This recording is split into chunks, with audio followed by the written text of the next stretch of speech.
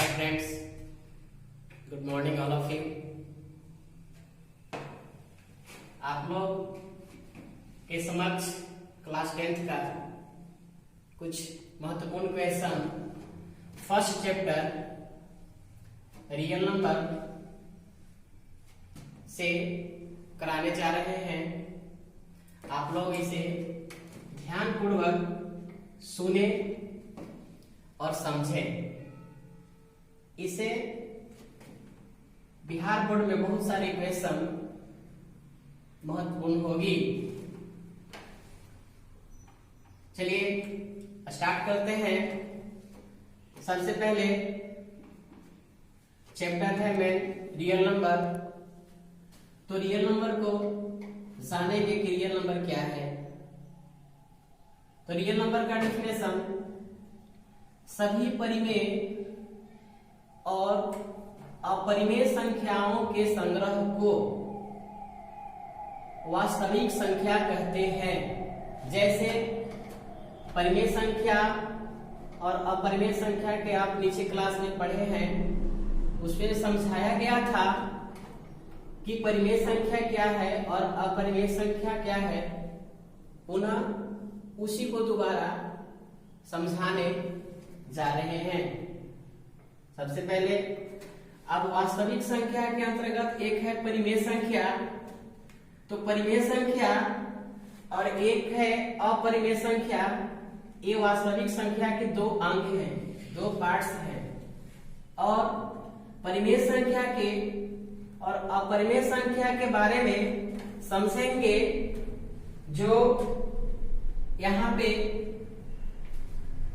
लिखा हुआ है, सबसे पहले परिमेय संख्या का डेफिनेशन देना चाहते हैं। वैसी संख्या जो p/q के रूप में हो, p/q के रूप में, और जहां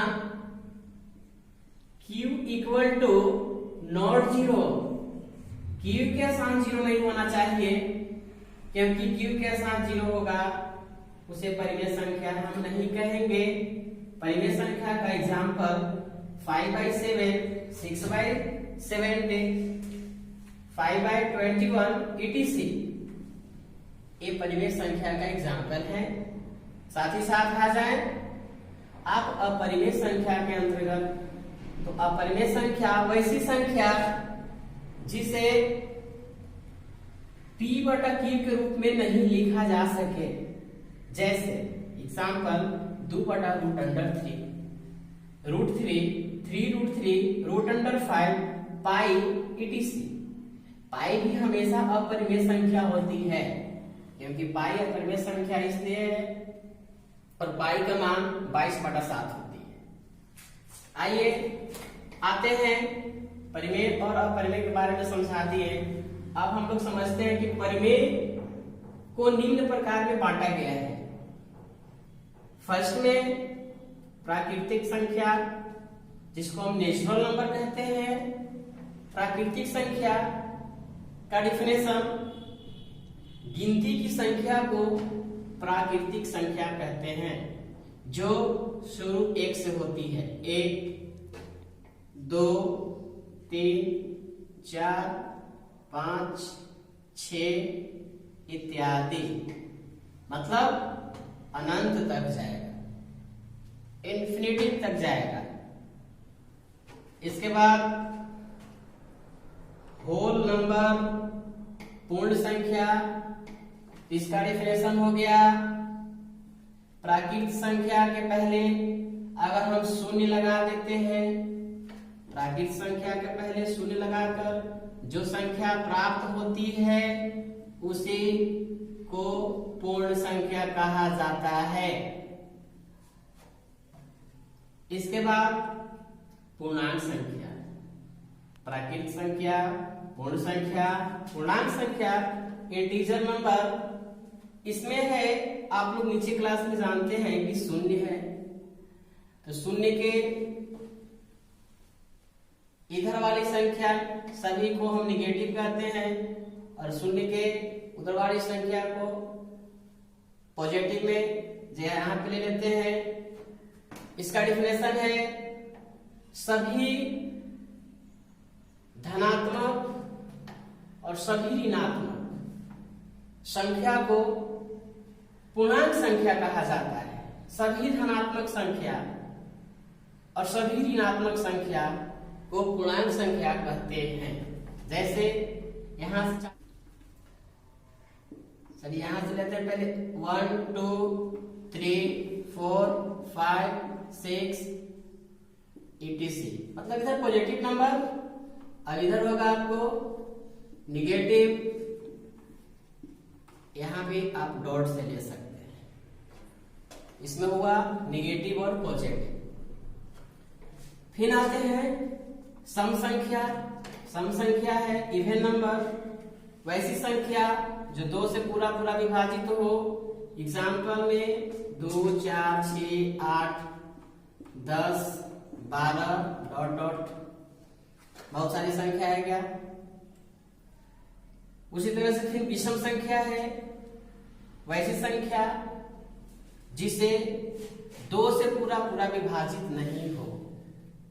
जैसे 1 2 1 3 5 7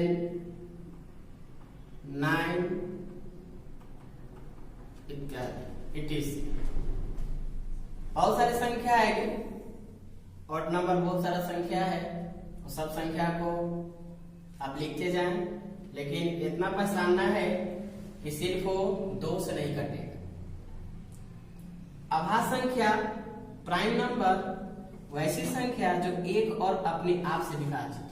स्वयं, अपने आप का मतलब स्वयं, इटसेल्फ। आभास संख्या वैसी संख्या जो एक और अपने आप से विभाजित हो, उसी को हम आभास संख्या कहते हैं। तो 2 3 5 7 11 etc। बहुत सारी संख्या, वैसी संख्या जो एक और अपने आप से कटे।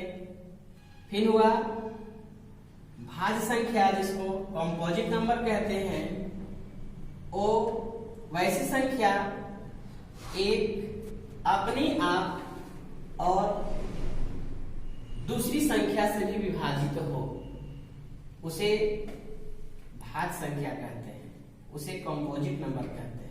वैसी संख्या, पुनः वैसी संख्या एक अपने आप और कोई संख्या से विभाजित हो, उसे भाज्य संख्या कहते हैं, कंपोजिट नंबर कहते हैं। जैसे एग्जांपल से समझ में आएगा 4 6 8 9 10 12 14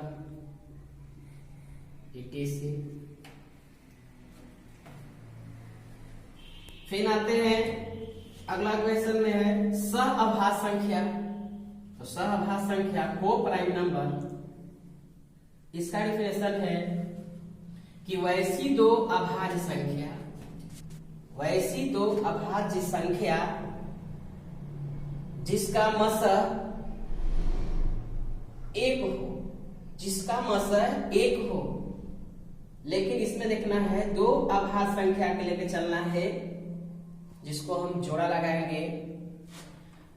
इसका एग्जांपल से समझ में आएगा कि 2 3